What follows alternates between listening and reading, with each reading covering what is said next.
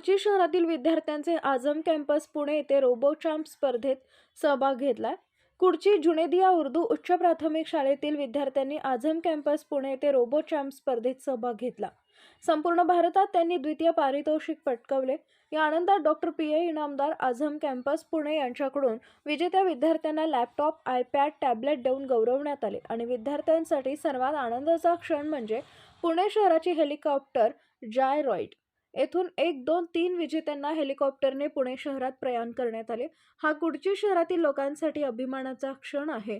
जुनेदिया education society कुडचीचे अध्यक्ष इक्बाल सत्तार आणि संचालक जब्बर अहमद पिरजादे, झाकीर तांबोळी, कैफ काजी, रफिक मारूफ, गौस मारूफ, अकबर अली मारूफ, वसीम सत्तार, अजीम सत्तार कडून पारितोषिक विजेत्यांना शुभेच्छा देण्यात आल्या.